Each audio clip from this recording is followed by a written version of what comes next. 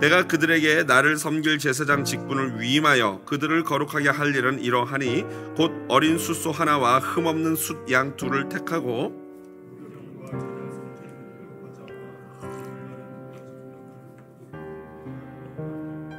그것들을 한 광주리에 담고 그것을 광주리에 담은 채 그 송아지와 두 양과 함께 가져오라.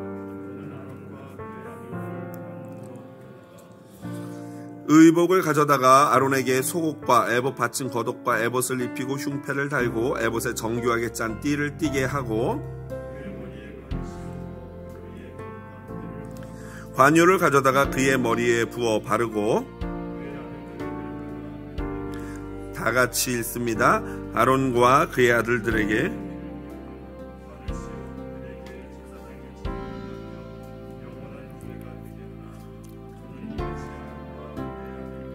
위임하여 거룩하게 할지니라. 아멘. 본문 출애굽기 29장 1절로 9절 말씀 가지고요, 교회와 대제사장이라는 제목으로 말씀의 은혜 나누도록 하겠습니다. 한국에서 가장 많은 신자를 보유했던 우리 기독교 개신교는요, 한 20년 전, 10년 전부터 급속도로 그 성도의 숫자가 감소하였습니다.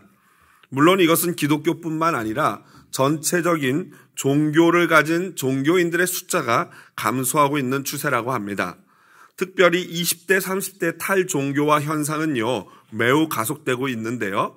한국갤럽에서 지난 2021년 3월 18일부터 4월 7일 기간에 조사한 바에 의하면요, 기독교가 7%, 불교가 16%, 가톨릭이 6%이고요. 나머지 60%는 어떤 종교도 갖지 않은 불신자라고 합니다.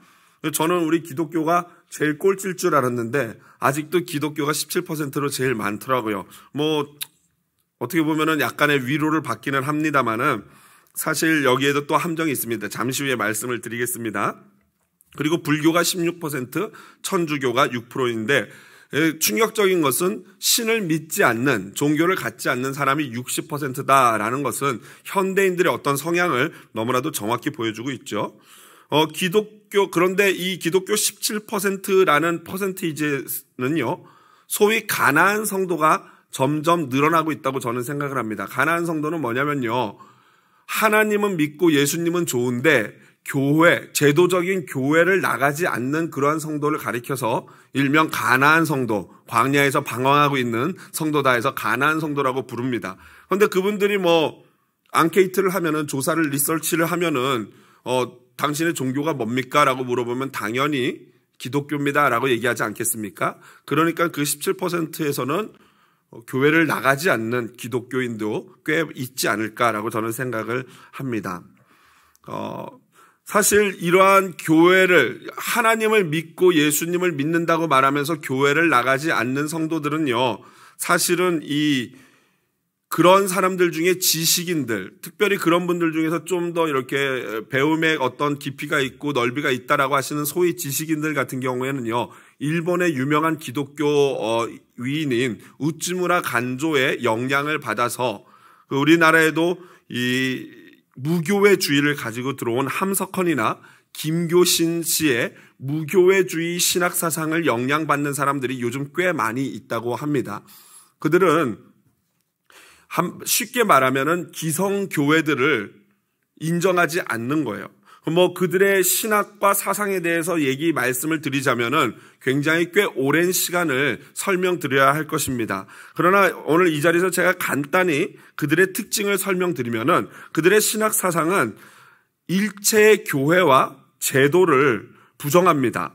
그리고 서로가 서로를 형제, 자매라고 부르면서 오직 성경을 말씀 중심으로 성경 공부에만 집중하는 사람들입니다. 그러니까 설교도 없고 목사나 이런 장로 이런 분들도 없고 오직 다 같이 똑같은 평등적인 형제 자매로서 함께 성경을 가르치고 배우고 서로 나누는 그러한 공동체인 것이죠. 여러분, 여기까지 들으면 그들이 어떻습니까? 이상합니까? 귀합니까? 사실 굉장히 귀하죠. 그들의 이러한 생각과 자세, 말씀, 본질인 말씀을 추구하고 모든 성도가 평등하게 형제 자매로 서로를 부르는 것만큼 그 귀한 것은 없습니다. 이런 것은 우리 기성교회들도 배워야 하는 것이죠. 그런데 중요한 건 뭐냐면요. 하나님의 말씀을 추구할 때, 말씀을 받을 때 그 말씀의 일부분만 받으면은 안 됩니다. 성경에는요, 우리 인간의 죄성과 나약함, 그 부분을 굉장히 성경이 많이 이야기하고 있는 사실입니다. 그리고 또한 우리 성도들은 내 자신의 죄성과 연약함을 있는 그대로 인정해야 됩니다. 그래서 그 무교회주의자들이 제도적인 기성교회에 대해서 실망하는 것, 그것은 이해합니다. 여러분, 우리들도 제도적인 교회의 목사나 장로님이나 구역장님이나 이런 리더들이나 사람들에게 때로는 실망하지 않습니까? 실망할 수 있습니다. 그러나 그들이 그 자신들이 주장하는 것처럼 본인이 원하는 부분의 성경만을 취해서 그 부분만을 이해하고 그 부분만을 추구하는 것은 사실은 기독교가 아닌 것입니다. 그래서 많은 학자들은 이런 무교회주의는 이단이다라고 냉정하게 이야기를 합니다. 신앙의 본질인 말씀을 추구하고 말씀대로 살려는 자세는 너무 귀하지만 그들의 교회론과 그들의 기독교 역사관에는 분명한 문제가 있습니다. 이런 제도적 기성교회에 대한 반대는요, 우리 한국에서만 있는 것은 아닙니다. 지난 2년간 2018년부터 2020년에 이 미국 갤럽이 미국 내 성인들을 대상으로 한 6,117명에 대해서 인터뷰를 하고 조사를 했는데요. 그 갤럽의 조사 연구를 시작한 게 1937년이라고 합니다. 그런데 1937년 때는 교회에 정식으로 소속된 교인이 73%였는데 이번에 2018년, 2020년에 조사한 결과에 따르면 미국 내 정식으로 교회를 다니는 성도가 49%까지 하락했다고 합니다. 그러니까 근 한 80년 요 정도 사이에 거의 반 정도, 반 30%가 넘는 한 40% 가까운 그 성도들이 교회를 빠져나가신 것이죠. 이것은 오늘날만의 문제가 아니고 벌써 2007년에 라이프웨이에서 리서치한 바에 의하면요, 미국 내 성도, 성인 86%가, 그러니까 성도들 중에 86%겠죠? 성인들 중에, 교회를 다니거나 다니지 않는 모든 자들, 성인 86%가 교회에 다니지 않아도 하나님과 좋은 관계를 가질 수 있다라고 답변했다고 합니다. 특별히 여러분, 미국에 지금 제가 아까 좀 전에 조사한 거 말씀드렸지만 49%만 교회에 나간다고 했어요. 그런데 그 49%가 제대로 된 건강한 교회 성도일까? 그렇지 않을 확률이 미국은 높습니다. 왜냐하면 동성애를 지지하거나 다른 기타 종교에도 구원이 있다고 말하는 사람들 역시도 본인들을 기독교인이라고 얘기하거든요. 지난번에 말씀드렸지만 미국 하원 회의를 할 때 기도로 그 회의를 시작하는데 그 기도를 한 그 의원이 목사이자 의원인데 그 목사님이 기도를 마치면서 모든 신들의 이름으로 기도를 합니다라고 기도를 했어요. 그러니까 그분이 과연 교회를 다니는 목사가 맞나? 성도가 맞나? 저희 이 복음주의 입장에서는 당연히 그렇게 볼 수 있겠죠. 그러니까 49%라는 이 숫자도 사실은 진짜 우리가 말하는 복음주의 건강한 신학을 가진 교회는 그거보다는 훨씬 더 적을 것이다라는 것입니다. 여하튼 이런 부정적인 일들 때문에 우리가 교회의 질서나 조직을 부정하고 싶은 마음이 들 때가 있을 것입니다. 그러나 여러분, 인간의 공동체는요, 눈에 보이든 보이지 않든 자연 발생적으로 사람이 모이면요, 거기에 조직이 생기고 거기에는 보이지 않는 룰이 생깁니다. 우리의 가정만 해도 그렇죠. 우리의 가정은 이런 법칙을 가지고 우리는 지켜야 된다라고 명시하지 않았을 뿐이지 암묵적으로 부모와 자녀와 모든 구성원들 간에 나름대로의 규칙이 있는 것입니다. 그런데 그 공동체가 작기 때문에 구태여 이거 문서화하고 명문화하지 않을 뿐인 것이죠. 그러나 규모가 조금만 더 커지면은 그러한 것들을 반드시 문서화하고 명문화해서 모든 사람들이 그걸 보고 알고 따를 수 있게 하는 것, 그것이 바로 조직인 것입니다. 특별히 교회라는 조직은요, 예수 그리스도께서 직접 선택하여 세운 12명의 사도들에 의해서 세워진 것입니다.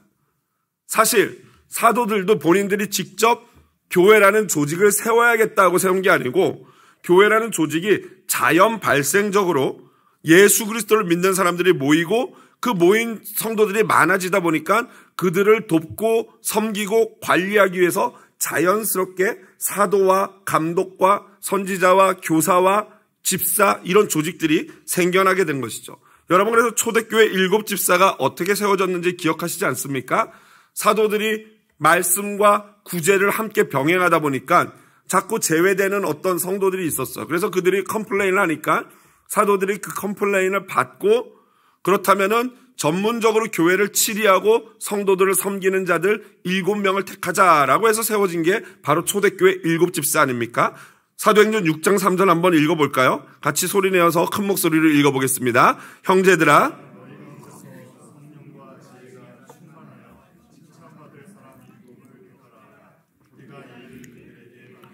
여기서 칭찬받을 만한 7을 택하라 그랬는데 보통 우리는 7집사라고 얘기하지만 사실 이분들이 하신 일들을 성경에서 보면요, 빌립이나 스데반 집사가 하신 일을 보면은 거의 목사에 가깝습니다. 그러니까 가르치는 사역까지도 설교까지도 했죠.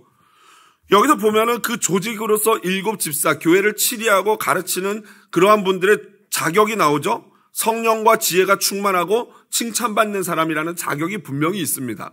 이건 조직을 구성하는 리더들을 세우는 어떤 조건들이겠죠. 그리고 그들이 하는 일이 무엇입니까? 우리가 이 일을 그들에게 맡기고, 그러니까 사도들이 하던 일을 같이 나눠서 감당하는 것이 중간 리더십들, 평신도 리더들이었다라는 것입니다. 이처럼 신약 성경의 많은 저자들, 사도들, 사도 바울, 마가, 누가 이러한 저자들이요, 분명히 교회의 조직과 직분들을 인정하고 있습니다. 또 보신 바와 같이 예수님과 사도들, 곧 신약 성경이 인정하는 것이 바로 제도적인 교회고 직분입니다. 그런데 감히 우리가 오늘날 현대 성도들이 무엇이기에 감히 예수님이 인정하고 사도들이 세웠던 그 교회 조직을 필요 없다라고 말할 수 있겠습니까? 그건 성경을 부정하는 것과 똑같은 것이죠. 그러므로 무교회주의자들의 이 교회론과 역사 신학적인 기독교를 바라보는 관점에 분명히 문제가 있는 것입니다. 오늘 본문은요, 바로 이러한 이스라엘 공동체에 제사장 제도를 세우는 조직을 세우고 그에게 권한을 부여하는 장면이 바로 오늘 본문입니다. 구약의 이 제사장 제도가 어떤 의미를 갖는지, 그리고 신약에서 교회와 어떻게 연결이 되며 오늘날 성도들은 이 제사장 제도를 어떻게 이해하고 받아들이고 적용해야 되는지에 대해서 함께 생각해 보도록 하겠습니다. 먼저 1절부터 3절은요, 제사장을 위임하는 데 필요한 예물들에 대한 제물들에 대해 관련된 것입니다. 먼저 제사장을 위해서는요, 속죄제와 하나님 앞에서 번제와 그 다음에 이 위임식을 통한 숫양을 하나님께 드리는데요, 이 제물들이 바로 오늘 1절에 나와 있는 어린 숫소 그리고 흠없는 숫양 둘을 택해서 하나님께 3번의 예배를 드리게 되어 있습니다. 거기에다가 2절에 보니까 무교병과 기름 섞인 무교 과자와 기름 바른 무교 전병을 모두 고운 밀가루로 하나님께 흔들어 드리는 요제로 드립니다. 이 모든 제물은 하나님께 드림으로 말미암아 제사장이 그 역할을 감당할 수 있게 되는 것입니다. 이것은요, 제사장이 상징하는 바, 제사장은 그 제사장 자신의 어떤 이 존재가 아름답고 거룩하기 때문에 그 사역을 감당하는 것이 아니라 제사장이라는 직분 자체가 상징하는 바 바로 예수 그리스도의 예표인 것입니다. 그래서 여러분, 지금 제사장이 그 백성들을 대신해서 하나님 앞에 제물을 드리고 예물을 드리는 제사의 기능을 감당하기 전에 먼저 제사장 역시 자기의 죄를 속죄받아야 하는 거예요. 제사장이 특별한 사람이 아니고 우리와 똑같은 죄인인 것입니다. 그 제사장 먼저 자신의 죄를 해결하지 않고는 결코 하나님을 예배할 수 없다라는 것을 우리가 알게 됩니다. 그리고 제사장이 해야 될 일은 바로 예수님이 우리를 위해서 하신 죄의 문제를 처리하는 것이고, 죄인인 인간을 대신해서 하나님 앞에 나가는 역할을 제사장이 해야 합니다. 그것은 왜 그렇습니까? 예수님이 그렇게 할 것이기 때문에 예수님의 예표로서 제사장이 그 일을 해야 되는 것이죠. 4절부터 9절에는요, 이 제사장 위임 예식을 하는 장면이 어떻게 해야 되는지에 대한 하나님의 명령이 나오는데요. 두 가지 굉장히 중요한 절차가 있습니다. 그 첫 번째는 뭐냐면요, 물로 씻는 거예요. 두 번째가 그리고 머리에 기름을 붓는 것입니다. 여러분 몇 번 설명드렸지만 성막에 제일 먼저 들어가면 맨 앞에 등장하는 게 뭐라 그랬습니까? 번제단이에요. 노스로 만들어진 번제단. 거기서 제물을 불로 태워드린다 그랬어요. 그리고 번제단과 성소, 제사장만 들어갈 수 있는 성소 사이에 있는 게 뭐예요? 물두멍이라 그랬어요. 물두멍은 큰 세수대인데 회막문에서 수종 들던 여인들의 노수로 만든 큰 노수로 된 세수대예요. 거기다가 물을 담아놓고 제사 전후에 제사장들이 씻게 돼 있는 것입니다. 이것이 상징하는 바가 무엇이겠습니까? 바로 생명수 되시는 예수 그리스도의 보혈로 우리가 죄를 씻어야지만, 제사장이 죄를 씻어야지만 하나님 앞에 나갈 수 있다라는 것을 상징하고 있는 바입니다. 그래서 제사장이 먼저 그 사역을 감당하기 전에 물로 씻는 것은 너무나도 중요한 것입니다. 두 번째로 7절에 보니까 아론과 그의 아들들이 준비된 제사장 옷을 입고 나면은 머리에다 기름을 붓습니다. 그러면 그 기름이 그들의 얼굴과 수염을 타고 올라서 옷까지 흘러내리는 것, 이것을 통해서 제사장은 그 사역이 시작되는 것입니다. 초기에는 이 기름을 부살렐이라는 사람이 전적으로 맡아서 제조했던 것으로 보여집니다. 그렇다면 이 관유라고 불려지는 이 기름, 어노인팅, 기름 부음에 쓰여지는 이 기름은 과연 무엇을 상징하는 거겠습니까? 성경에서 나오는 기름은요, 결국에는 성령, 영적인 성령의 임재를 상징합니다. 한마디로 제사장은요, 말 그대로 기름을 부음받은 자예요. 여러분, 기름 부음받은 자다라는 말이 뭡니까? 그리스도, 또 다른 말로는 메시아, 이게 바로 기름 부음받았다라는 것입니다. 말 그대로 제사장은 기름을 진짜로 부음받아서 그 위임이 시작됩니다. 그러니까 제사장은 너무나도 정확하게 우리의 진정한 그리스도 되시는 예수 그리스도를 상징하고 있죠. 그런데 이 기름 부은, 제사장이 이렇게 기름 부어서 기름이 얼굴을 타고 흘러 넘치는 이 장면을 시로서 노래한 게 바로 시편 133편인데요. 여러분 함께 한번 이 앞을 보시면서, 화면 보시면서 큰 목소리로 읽어보겠습니다. 보라, 머리에 있는 보배로운 기름이 수염, 곧 아론의 수염에 흘러서 그의 옷깃까지 내린 같고 헐몬의 이슬이 시온의 산들에 내린 같도다. 거기서 여호와께서 복을 명령하셨나니 곧 영생이로다. 아멘. 여러분, 이것은요, 바로 교회의 머리 되시는 예수 그리스도로부터 성령의 기름이 흘러서 각 교회를 구성하고 있는 모든 성도들의 삶과 성도들의 모든 곳에까지 성령의 기름이 흘러 넘칠 것을 노래한 것입니다. 이것은 바로 그 공동체, 즉 하나님의 기름, 성령의 기름이 흘러 넘쳐서 성도들에게 모든 복이 전달하게 하는 시온, 곧 시온이 상징하는 바 교회를 의미하는 것이고, 모든 형제가 주님 안에서 성령으로 말미암아 하나가 됨으로 말미암아 하나님의 축복을, 영생의 축복을 받는 것이 바로 이 교회 예루살렘을 통해서 이루어질 것에 대한 노래인 것입니다. 그러므로 여러분, 교회가 얼마나 중요한 곳인지를 알아야 하는 것이죠. 고린도전서 14장 33절에 사도 바울은 이 교회의 이 제도와 질서에 대해서 이렇게 노래합니다. 하나님은 무질서의 하나님이 아니시오 오직 화평의 하나님이시니라. 아멘. 무슨 말입니까?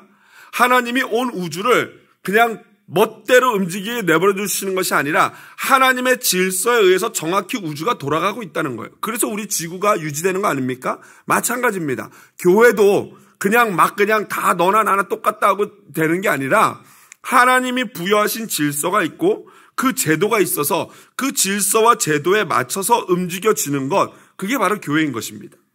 그래서 여러분, 무교회주의자들이 생각하는 것처럼 상처받는 것, 물론 당연히 있을 수 있습니다.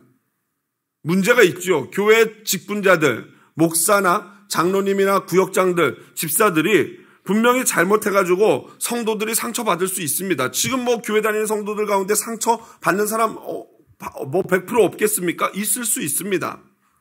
다만 우리가 알아야 될 게, 그렇다고 해서 교회 제도나 질서 자체가 타락하고 나쁜 것이 아니에요. 문제는 뭡니까? 그 질서와 제도, 직분을 받은 직분자인 사람의 문제인 것이. 한마디로 제도가 악해서 이 교회를 부정해서는 안 되고, 그 제도를 구성하고 직분을 구성하는 성도들이 약하고 악하기 때문에 문제들이 발생하는 거예요. 그러므로 성도들은요, 하나님이 주신 교회의 제도와 질서가 잘 유지될 수 있도록, 죄인들인 우리들로 말미암아 거룩한 하나님이 세우신 교회라는 제도가 타락하지 않도록 조심해야 하는 것입니다.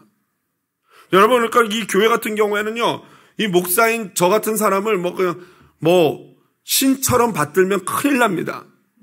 그런 분들도 안 계시지만 큰일 납니다. 왜 그렇습니까? 여러분, 그거는 하나님이 원하시는 게 아니고 하나님이 너무나도 싫어하는 일이에요. 여러분, 이 목사를 잘 감시하셔야 돼요. 목사한 사람이 헷가닥하면 어떻게 됩니까? 교회가 헷가닥합니다. 큰일 납니다. 여러분, 장로님들 잘 감시하셔야 돼요. 장로님들, 여러분들이 투표해가지고 우리 교회 장로님, 우리 지도자로 뽑습니다. 내가 당신들의 가르침과 말씀에 순종하겠습니다 하고 뽑았어요. 그리고 끝나는 게 아니에요. 장로님들이 사역을 잘 하시는지, 교회를 잘 섬기는지, 장로님들의 믿음에는 문제가 없는지 여러분들이 불꽃과 같은 눈으로 감시해야 합니다. 아멘이죠? 예. 왠지 감시한다 그러니까 꼭 공산당 같은 느낌이 드는데, 좀 좋은 단어가 생각이 안 나요. 여하튼, 관심을 가지고 장로님들에서 여러분들 기도해 주시고 봐주셔야 돼요. 목사인 저도 마찬가지입니다. 여러분, 그래서 교회는요, 제도가 더 필요한 것이에요.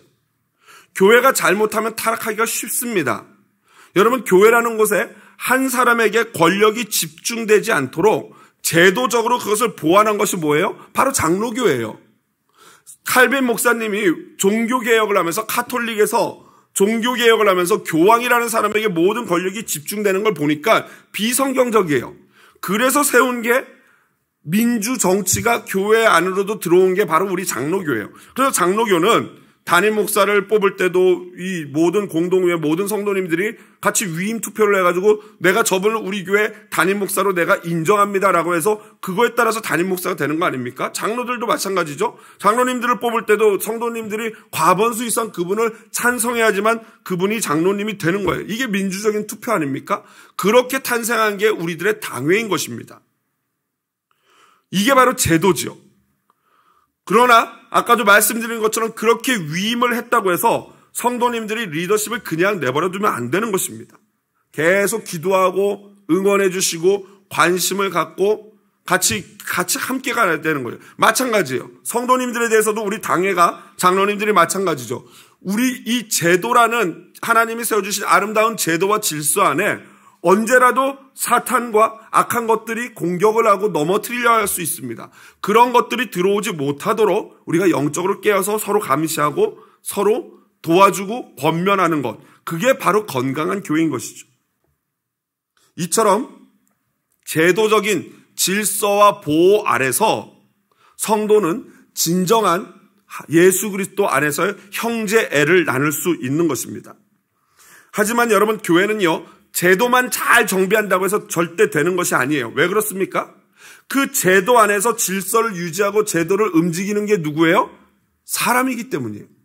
그래서 제도를 잘 세워놓고 정비하는 것도 중요하지만 그거보다 더 중요한 건 뭐예요? 성도 개개인의 인격과 신앙인 것입니다. 너무나 중요해요. 아무리 제도를 잘 세워놓고 질서를 잘 해놔도 성도들의 신앙과 인격이 자라나지 않으면 그 제도가 무용지물이 되는 것입니다. 아무 소용이 없어져요. 그래서 교회가 교회로서 기능을 감당하고 형제간의 진짜 아름다운 사랑의 교제가 이루어지기 위해서 반드시 필요한 것 두 가지를 저는 오늘 본문 제사장들을 위임하는 본문에서 발견하게 됩니다. 첫 번째가 뭐냐면요, 물로 씻음이에요. 물로 씻음. 다 같이요, 뭐라고요? 물로 씻음. 옆에 분에게 물어보시죠. 씻고 오셨습니까? 향기가 좋습니다. 물로 씻음. 여러분, 교회가 건강한 교회로 진정한 교제를 나누며 서기 위해서는요, 물로 씻는 것, 곧 죄의 회개가 필요합니다. 이 회개는요, 예수님을 믿을 때 방향을 전환하는 회개 말씀드렸어요. 그러나 그것뿐만 아니라 날마다 손과 발을 씻는, 예수님이 십자가 지시기 전에 제자들의 발을 씻겨줬던 그 회개가 필요해요. 예수님이 그러셨잖아요. 목욕한 자는 그냥 발만 씻으면 된다. 그게 날마다 짓는 고범죄에 대한 회개 아니겠습니까? 여러분, 이 날마다 우리가 짓는 죄에 대한 회개는요, 빠르면 빠를수록 좋아요. 그래서 매일 밤 아침 저녁으로 기도하며 회개하는 것이 우리는 필요한 것입니다. 왜 그렇습니까? 사탄은요, 우리로 하여금 유혹하여 범죄하게 합니다. 그리고 범죄를 했으면요, 그 다음에는 다음 단계로 넘어가요. 그 다음 단계가 뭘까요? 죄책감입니다. 죄를 짓게 하고서는 그 다음에는 죄책감에 빠져서 방황하게 하는 거죠. 여러분, 사실 우리는 죄를 짓지 않는 것이 가장 좋습니다. 그런데 여러분, 여태까지 죄 안 지어보신 분 한번 손 들어보실까요? 그분은요, 이 땅에 어울리지 않는 분이에요. 얼른 올라가셔야 됩니다. 주님 곁으로. 너무 거룩하신 분이에요. 그런 사람은 없어요. 모든 인간이 죄인입니다. 그렇다면은 죄를 범한 후에는 어떻게 해야 되겠습니까? 바로 진심으로 하나님께 눈물로 회개하면 용서하여 주실 줄로 믿습니다. 다시 하겠습니다. 진심으로 회개하면 용서하여 주실 줄로 믿습니다. 아멘이시죠? 회개하셔야 돼요, 여러분. 안 그러면 천국 못 가요. 회개해야 됩니다. 그런데 문제는 뭐냐면요, 그렇게 회개를 하지 않으면 사탄은요, 죄를 범하게 한 다음에 회개하지 못하게 하고 뭘 하게 하냐면요, 후회를 하게 합니다. 뭐라고요? 후회. 대표적으로 누가 회개하고 누가 후회했습니까? 베드로와 가롯 유다예요. 둘이 똑같은 범죄를 합니다. 예수를 배신했어요. 베드로는 3번이나 모른다 그랬고 가롯 유다는 예수님을 돈을 받고 팔아버렸어요. 그런데 베드로는 눈물로 회개를 했어요. 그래서 기독교의 수장이 됐습니다. 반면에 가롯 유다는 회개 안 했어요. 뭐만 했어요? 성전에다가 자기가 받았던 은 던져버리고 그리고 나가서 후회만 하다가 나무에 목매달아 죽었어요. 그런데 그 나무가 끊어져가지고 땅에 떨어져서 창자가 터져서 흘러나왔다라고 성경이 기록하고 있죠. 완전 다릅니다. 회개와 후회는 그 끝이 너무나도 달라요. 사탄은 회개 못하게 하고 후회하게 합니다. 그래서 이렇게 말하죠.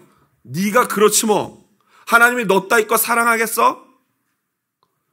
부모님도 사람들도 너를 아무도 좋아하지 않는데 너 같은 걸 사랑하겠냐고 라고 하면서 마음속에 거짓말과 죄책감을, 낮은 열등감을 쏟아 부어냅니다. 저는 이것을요, 우리 영적인 세계에서 일어나는 이것을 우리가 알기 쉽게 이미지로 표현하자면은, 우리가 길을 가다가 사탄이 싸놓은 똥을 밟았어요. 그 미끄러져 거기에 넘어졌단 말이죠. 어떻게 하셔야 됩니까? 똥 위에 넘어졌어요. 어떻게 하셔야 돼요? 얼른 일어나서 예수 그리스도, 생명수 되시는 예수 그리스도로 깨끗이 씻어야 할 줄로 믿습니다. 이게 물두멍에 씻으라는 거예요. 이게 회개예요. 그런데 사탄은요, 미끄러져 넘어졌어요. 그 다음 어떻게 하길 원해요? 죄책감, 후회, 상처, 낮은 자존감, 이런 걸로 똥밭에 굴르게 하는 거예요. 그냥 퍼질러 앉아가지고 똥만, 내 인생이 이렇지. 이게 사탄이 하는 거예요. 여러분, 벌떡 일어납시다. 생명수로 깨끗하게 씻어야 할 줄로 믿습니다. 생명수 되시는 예수를 씻어야 합니다. 그래야 진짜 형제간에 진정한 교제를 나눌 수 있어요. 마지막 두 번째로, 성령의 기름 부음을 받아야 합니다. 이것은 성령의 기름 부음을 받아서, 세례를 받아서 처음에 예수를 내 구주로 고백합니다라는 이 첫 번째 성령의 세례뿐만 아니라 날마다 기도하는 가운데 받게 되는 성령의 충만함의 기름 부음이에요. 그런데 특별히 저는요, 이 교회론을 얘기하면서 형제간의 관계에서 기름 부음을 뭐에 비유하고 싶냐면요, 개인의 과거의 상처나 아픔, 이런 것들을 치유하는 게 기름 부음이라고 생각합니다. 왜 그렇습니까? 성경에서는요, 기름은 성령과 치유의 상징적으로 쓰였어요. 예수님의 여러분 선한 사마리아인 비유 생각나시죠? 어떤 사람이 길을 가다가 강도 만나 죽게 됐어요. 그때 선한 사마리아인이 와가지고 그 강도 만난 사람을 치료해 줍니다. 그때 성경을 여러분 보시면요, 포도주를 붓고 기름을 발랐다라고 나와요. 포도주는 소독하는 역할이고 기름은 치유하는 역할입니다. 그래서 여러분, 성령의 기름 부음이라는 것은 우리의 내면에 나도 모르게 부모로부터, 형제로부터, 가족으로부터 또는 배우자로부터 받았던 그러한 상처들을 성령이 임재하심으로 기름 부음으로 말미암아 치유하게 되는 것을 의미합니다. 여러분, 바로 교회에서 관계를 어렵게 만드는 것 중에 하나가 뭡니까? 바로 과거의 상처예요. 상처가 있는 사람은, 과거의 상처를 해결하지 못한 사람은 현재 관계에 반드시 문제가 생길 수밖에 없어요. 왜 그렇습니까? 자꾸 과거의 상처로 현재를 판단하고 오해하기 때문에. 여러분, 그래서 관계를 잘 지내다가도, 너무나도 관계가 좋고 아름답고 막 서로 사랑하는 말이 오가다가도 상처가 있는 사람은 어떤 한마디 단어에 딱 꽂히면요, 그렇게 좋던 관계가 한마디 그 단어가 딱 나왔어요. 어떤 사람이 예를 들면 바보 이런 단어에 상처가 있다. 그런데 막 얘기하다가 바보 이러면 어떻게 됩니까? 그 뒤부터 이 사람은 인간도 아닌 게 되는 거예요. 그렇게 좋았다가도 그 말 한마디가 나옴으로 말미암아 관계가 완전히 단절되는 거죠. 누가 그렇게 하는 거겠습니까? 그렇죠. 상처를 이용해서 사탄이 그러는 거예요. 말씀을 들을 때도 마찬가지죠. 막 그냥 말씀을 제가 이렇게 전하는데 막 진짜 이제 1%만 더 가면 완전 100% 은혜를 받게 99%까지 은혜를 받아요. 제발 그렇게 되기를. 좀 아멘도 하시고 그러셔야지. 99% 막 은혜를 받았어요. 그런데 그 단어가 하나, 제가 어떤 단어를 딱 썼는데 그 단어 하나 1% 때문에 나머지 99%의 은혜가 어떻게 돼요? 사라져버리고 완전히 상처를 받아버려요. 누가 원하는 거겠습니까? 누가 원합니까, 여러분? 사탄입니다. 여러분, 우리는요, 살아가는 동안 서로 원하든 원치 않든 서로가 서로에게 상처를 주고받습니다. 그런데 여러분, 제일 재밌는 게 뭔지 아십니까? 제가 목회를 하면서 상담을 많이 해봤지만 오시는 분마다 상처받았어요 라고 하고 오시는 분들이 대부분이에요. 그런데 참 신기한 건 뭡니까? 한 분도, 여태까지 진짜 한 분도 저에게 제가 누구에게 상처를 줬어요 이러고 오시는 분이 한 분도 없어요. 아니, 그럼 도대체 그 많은 분들은 어디서 상처를 받고 오는 걸까요? 그러니까 뭐냐면요, 제 결론을 내렸어요. 뭐냐면 나는 그렇게 수많은 상처를 주면서도 내가 주는 건 알아요, 몰라요? 절대 몰라요. 어떻게 그렇게 알아서요? 우리 교회는 소망이 있어요. 그거를 아는 게 소망이 있는 거예요. 아, 내가 상처를 주는데 내가 상처 주는 걸 모른다. 이것까지만 알아도 엄청난 겁니다. 그러니까 나는 상처를 엄청 주면서 내가 한번 상처받으면 엄청 상처받은 거예요. 그러니까 여러분, 이제부터 이렇게 해요. 누가 나에게 오늘 상처를 주잖아요? 그럼 이렇게 생각하는 거야. 아, 어제 내가 누군가에게 나도 모르게 상처를 줬구나. 아무도 아멘을 안 하시는 거 보니까, 네, 아멘이죠? 진리예요. 나도 모르게 내 말 한마디에 누군가 상처를 받아요. 나는 엄청나게 받는다고 생각하지만 나도 엄청나게 누군가의 상처를 주고 있는 거예요. 그러니까 여러분, 교회같이 사람이 이렇게 많이 모이는 곳에서 어떻게 이런 위기 지뢰밭과 같지 않습니까? 누가 상처받을지도 모르고 내가 상처 주는지 이것도 모르는 이런 공동체가 어떻게 잘 운영될 수 있겠습니까? 결국 말하는 자도 듣는 자도 성령의 기름 부음을 받아야 할 줄로 믿습니다. 성령 기름 부음으로 말을 하고 이 내 귀에다가 성령의 기름을 부어달라고 하세요. 웬만한 상처 주면은 너 반사? 상처 주면은 반사하고 받지 마십시오. 준다고 꼭 받을 필요 없지 않습니까? 은혜로 말하고 은혜롭게 들어야 할 줄로 믿습니다. 또한 여러분, 자신의 과거의 경험으로, 과거의 상처로 오늘 지금 현재의 모든 관계와 일들을 망치지 마십시오, 제발. 벗어나시기를 주님의 이름으로 축복을 드립니다. 예수님의 이름으로 내 과거의 상처야 물러가라 라고 명령하십시오. 사탄아 물러가라. 낮은 자존감, 상처, 그것들을 통해서 자꾸 나를 넘어뜨리려고 하는 사탄아 물러가라. 아멘. 예수님의 이름으로 명령하십시오. 오직 성령의 은혜와 충만함이 있을 때, 성령의 이 기름 부음이 있을 때 우리 공동체는요, 아론의 수염을 타고 흘러서 옷깃까지 내려와 구석구석 손끝 말초 신경까지 이르는 하나님의 성령의 기름 부음이 있을 줄로 믿습니다. 이것은 우리의 가정도 마찬가지예요. 내 과거로 현재 내 자녀들을 자꾸 해석하려고 하지 마십시오. 하나님의 은혜는 우리 다음 세대, 우리 자녀들의 세대까지도 계속하여 넘쳐날 줄로 믿습니다. 오늘 모두 성령의 기름이 흘러넘쳐 모든 아픔과 상처가 치유되는 역사가 있기를 주님의 이름으로 축복을 드립니다. 말씀을 마무리합니다. 사도 베드로는요, 성도를 왕 같은 제사장이라고 말했어요. 그리고 마틴 루터는 이 말씀은 근거로 누구든지 예수 그리스도를 힘입어 하나님 앞에 담대히 나갈 수 있다라고 말했습니다. 소위 만인 제사장설이죠. 너무 큰 은혜입니다. 그러나 누구나 동일하게 예수 그리스도로 말미암아 하나님 앞에 나가서 예배할 수 있다고 하는 이것이 교회의 모든 제도적 교회, 직분, 질서를 부정하는 근거가 되는 말씀이 될 수 없습니다. 왜 그렇습니까? 이미 초대교회 베드로 사도나 사도 바울이나 모든 사도들이 직분들을 인정하고 있어요. 7 집사를 세웠고 사도 바울은 모두가 선지자나 교사나 감독이나 전도자로 부름받았겠냐라고 하면서 모든 직분과 역할들을 인정했어요. 심지어 사도 바울은 디모데 목사에게 목회하는 그 교회에서 감독을 세울 때는 이런 직분을 이런 조건을 가지고 감독을 세워라. 집사를 세울 때는 이런 조건으로 집사를 세우라까지 권면하고 있습니다. 그러니까 어찌 우리가 교회 제도를 부정할 수 있겠습니까? 여러분, 아까 미국 사람들의 86%가 교회 다니지 않아도 하나님과 관계에 문제 없다 그랬죠? 정말 바보 같은 이야기입니다. 몰라서 하는 얘기예요. 인간 중에 하나님이 세우신 교회를 다니지 않고 하나님과의 관계에 문제가 없는 사람은 이 세상에 존재하지 않습니다. 본인만 모를 뿐이에요.